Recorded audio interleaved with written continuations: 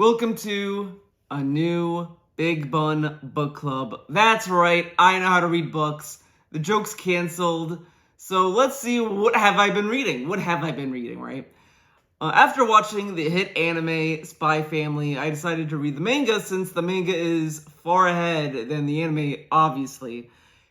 I do like the read. It's a nice little quick little reads. They're not like anything expansive or anything. They're just cute little stories that I've said this about the show as well. It tricks you into watching a slice of life anime or a slice of life manga. It promises like this big spy espionage action kind of thing, and then they just give you a slice of life story instead. And it's not boring. Usually I'm not like a big slice of life guy, but this is such a good job, like kind of giving you everything you want from it. Hey, you want some cute little story? You got it. Oh, you want like a espionage thriller action with the spy guy? You got that. You got everything in it. And the art style is really well done. I do love that the expressions in Spy Family are like fantastic. I love it, and they do a good job transitioning that into the anime. But the one thing that the manga does that I love so much is they introduce this character. I think his name is Damien Desmond, one of the kids that Anya talks to. The way they introduce him is so like brilliant because he's obviously this rich guy. He thinks he's hot shit, all that kind of stuff. So much that he breaks the panel in the manga. Like he's just walking outside the bounds because that's how big he thinks of himself. And they do this quite a few times in the book, not to the point where it's like, okay, I get it. It's just, they do it in a tasteful way where it's like, sometimes you forget about that, and he does it again in another story, which is really good. So I do love that there is some good composition with the panels and just the style. As I said, the expressions are huge for it.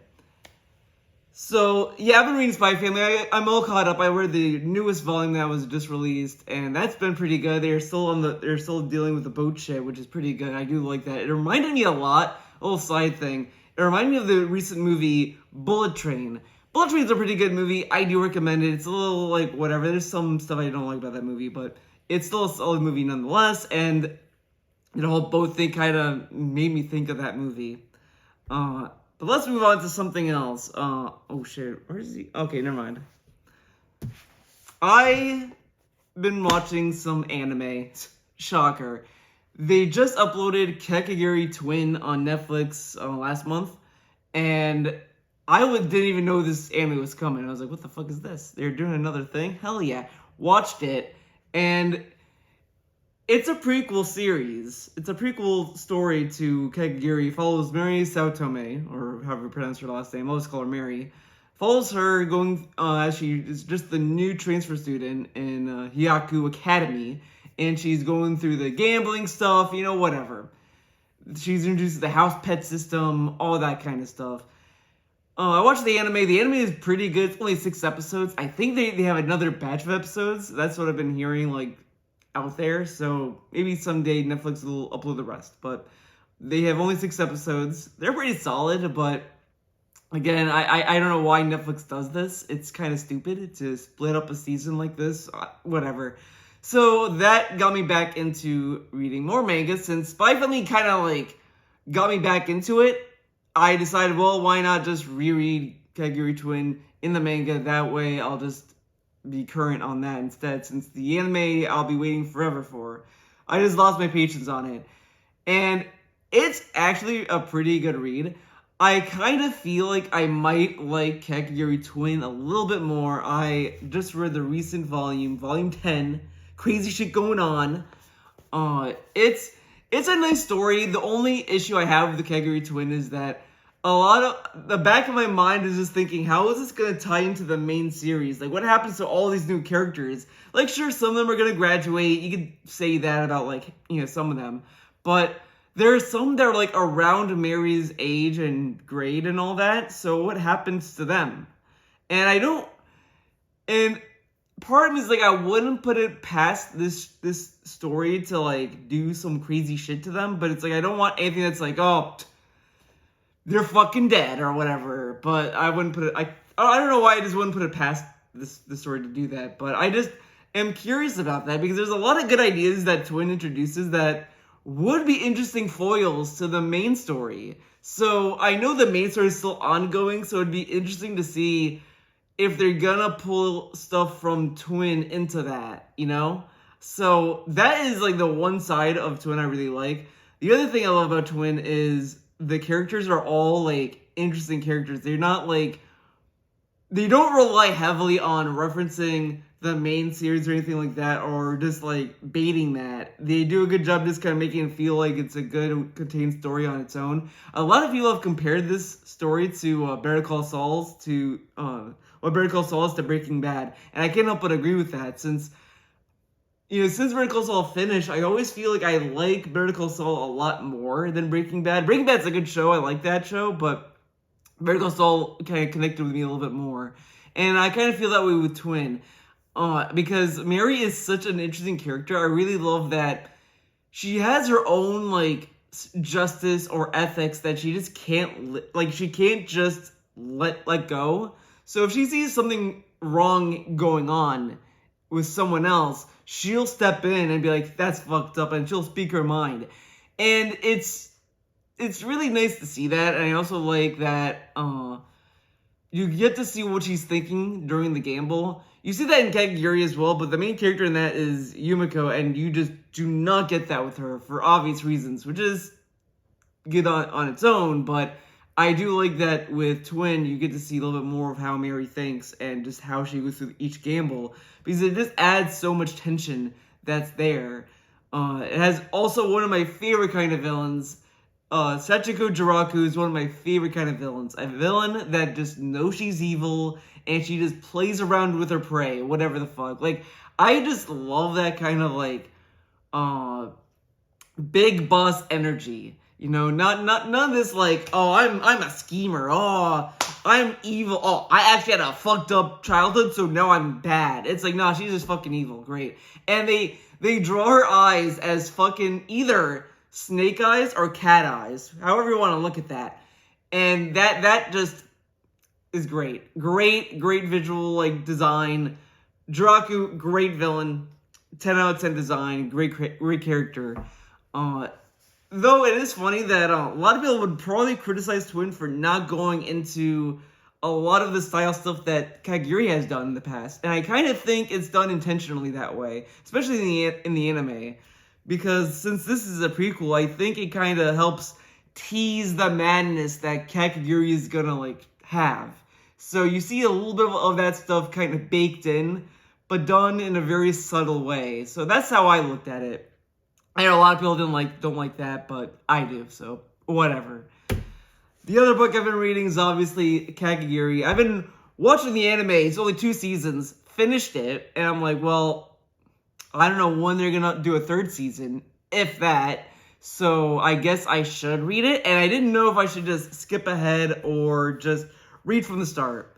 Because, it's 2 seasons worth of storytelling, and it's like, whatever. I didn't know how to feel about it.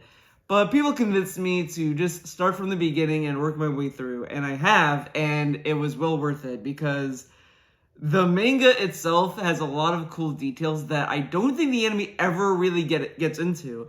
But I will say, both the manga and the anime made me appreciate the adaptation a lot, because there's stuff in the manga that it happens in a sequence that the anime just ignores. So right after that big gamble with Yumemi and Kaede, it goes in the anime. It goes towards this other game with the Arcana cards with the Student Council president, which does not happen in the manga. In the manga, it's actually the Tower of Doors, one of my favorite episodes from the anime. I love that episode. Great episode. Great gamble. I love the game. I loved everything about that episode. It was just fantastic. And the manga is no different. They did that game so well. I always love the drama between Sayaka and Kirari. That is just beautiful. I love that kind of shit. I'm a sucker for it. So they did a good job just having that in the manga. I think it flows better in the manga than in the anime. The anime just kind of feels like it's like an intermission kind of thing, because it was right in the middle of the election game that they've been doing. So it's like, okay, this is like a nice little like intermission of that, but it did kind of interrupt that flow a little bit. Meanwhile, in the manga, when they did the Tower Doors, it's like, okay, this like makes more sense than what they did in the anime.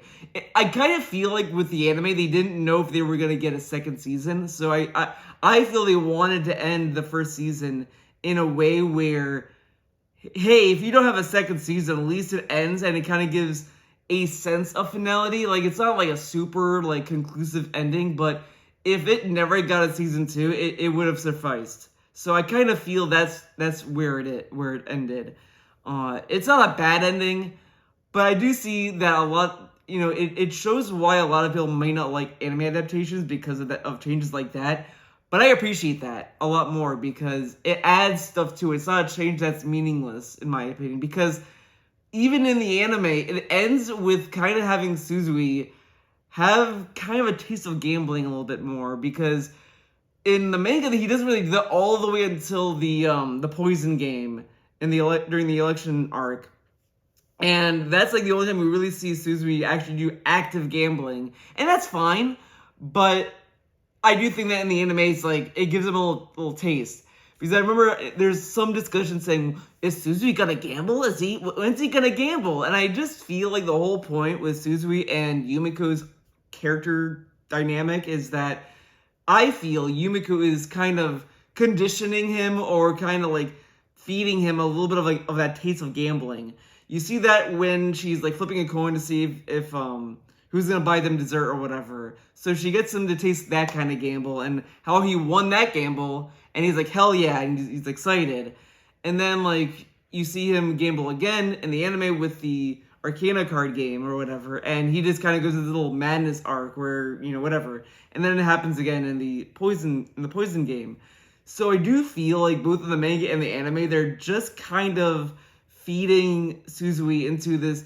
By some point, he's going to become a gambler, I feel. I feel he's going to finally be a good gambler, because at the beginning, they kind of go out of their way to show he sucks ass at gambling, and by the point in the anime and the manga, he slowly gains a little taste of gambling. So these are the books I've been reading. I know, great reads, right? I have been reading another book. It's called I'm Glad My Mother's Dead by, what's her name? Jeanette McCurdy? That's been a good read. I think I'm only 2 chapters in. I do like how that book is written. It's more, because like the thing is that what I kind of like get impatient about when I read some books is the amount of detail that they go into. Like, I get it, but it's like I don't want to keep reading like a paragraph of like, oh, his sleeves was ruffled in the right degree where the sun beams off it with its beautiful rays onto the sunny day of summer, and it's just so nostalgic. It tastes like a nice cup of coffee in the morning when you just woke up, and it's like, I don't need to read all this. Like, come on. So this book is written in the sense that it kind of just gets to the point, and I kind of like it a little bit more, and it kind of feels like you're reading a conversation almost, like she's actually talking to you. So that is kind of nice. It's a nice read so far. So I didn't get into the juicy bits that this book's probably going to get into later on, but it is an actual interesting read. So I'll give you more update on that book moving forward. I do want to talk about one art book I have, if I can find it. This book right here. Oh god, it has all these other books on top of it. I got this on a whim. This is called Visions Illustrator's book, supervised by Pixiv. Pixiv is a new website that, well, semi-new. It has all this art on it. I think it's like a, I want to say it's competing with Patreon, I guess, for some artists, because it allows NSFW stuff. There is some recent drama with it, but I don't think it's as big as people are making it out to be, in my opinion. But whatever. I don't use that site. I just kind of visited just to look at art. But this is a book of all the artists that put on it. I got it on a whim at Barnes & Noble. And I gotta say, I actually really like the book. Like, you get some really cool art. Like, look at that. Pretty cool, huh? So this is a good buy. I enjoyed it. It was only 45 buckaroos. It's good for the amount of pages you get. So yeah, got this. Probably wondering, Theo, when's the next art book update? What are the art books you're gonna get? I don't know. They have to come out first. Okay? Jeez. I got that. I do have, a Dragon Ball book over there. I don't know if you see in the camera. Actually, I can pull it out. Ooh. The Art Trigger. Space Pirate. I'm talking about Lalco, not. Though it's not about her, but whatever. I got this book. It's a good book. I think it has some of Super stuff in it, but it's mostly Dragon Ball and Z. So that's fun. This is great. I got this on another whim. I like Dragon Ball and all that kind of stuff, but I don't really consider myself like a mega huge fan of it. I don't know. But I got this just because I was very curious to see all of the art that came with it, and it's pretty good. I liked it. So there's that. All right, everyone. That's it for this episode of Book Club. I'll do more, I guess, maybe. I am still going through this particular manga. I think I'm on the gamble where they're doing the greater good gamble, which is a pretty good game, pretty fun to read. I do like the Nim Type Zero game that they did in the previous book. That's a fun game, but again, as I said before, the Tower of Doors is the best one. That is my favorite. It's great, fantastic. I do like the covers of Kaguyairi and Kaguya Twin, though I think Twin is much more clean. This I do like that it's all like different. All these covers are like done in different styles, so that's kind of nice. Now I have a question. I'm gonna pose it to the comment section. People, comment what you do when you have all these manga volumes or whatever, and you're done reading the manga or whatever. You're done reading, like, let's say you're on volume like 20. What do you do about volumes 1 through 19? What do you do with them? Do you throw them out? Do you just put them in a box? Like, what do you do with them? Because this was why I stopped reading manga, because I started to realize, where am I gonna put all these books? Like, the art books, I have places for them, but obviously, someone's gonna fucking comment, well, Theo, what do you do about the art books? What do you do about those? Sometimes I get rid of them. Sometimes I just say, bye, whatever. I put them in another room, whatever. But manga is a little bit different, because art books, you can get infinite, fun out of them, because they're fucking art books. But manga, oh my god. Well, that's it for this episode. See ya next time.